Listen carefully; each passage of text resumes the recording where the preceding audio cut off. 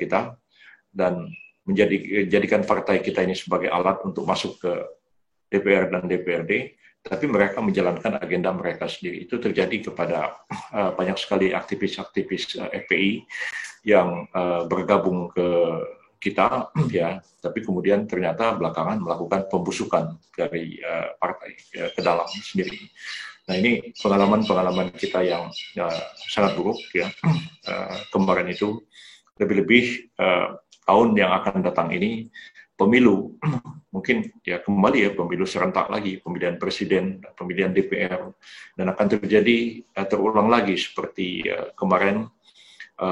Fokus orang kepada pemilihan presiden dan orang sangat sibuk mendukung presiden ini, bahkan saking getolnya mengkampanyekan calon presiden sampai lupa untuk mengkampanyekan Partai Bulan Bintang sendiri, dan itu terjadi internal kita dan bukan orang-orang yang sembarangan, termasuk pimpinan teras partai kita pun tiap hari kampanye Prabowo Sandi kemana-mana, menyuruh orang memilih Prabowo Sandi, lupa menyuruh orang untuk memilih PBB.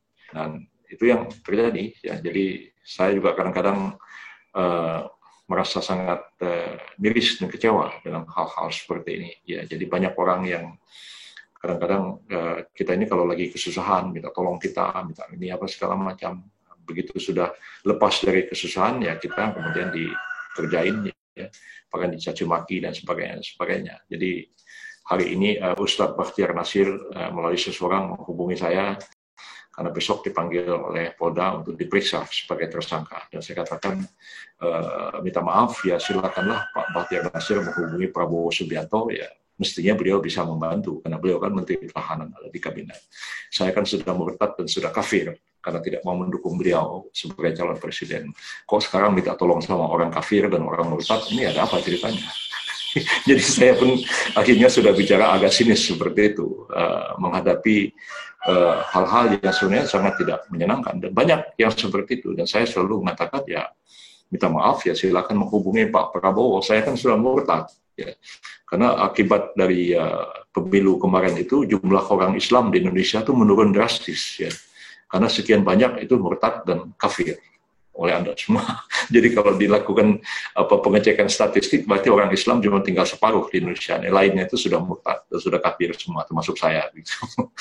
Jadi hal-hal seperti ini sangat mengenaskan, ya, dan menjadi pengalaman sangat serius bagi kita, ya. Bagaimana kita berjuang waktu itu membela kasus Kampung Luar Batang, ya kan?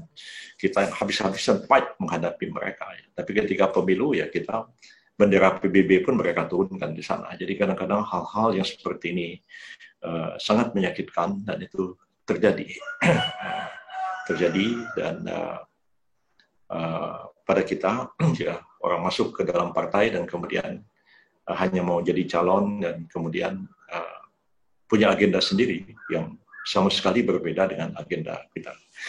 Politik yang seperti sekarang ini, yang serba tidak menyenangkan begitu, ya. Di manakah posisi kita? Nah, selama ini kita selalu mengatakan bahwa kita adalah umat wasatan, umat yang di tengah-tengah dan tidak ekstrim ke kiri maupun ekstrim ke kanan, tapi kita selalu menjadi problem solver, pemecah masalah, dan kita selama ini sebenarnya tidak pernah juga bikin masalah di negara ini. Begitu banyak masalah kita selesaikan, tapi tidak kita membuat masalah.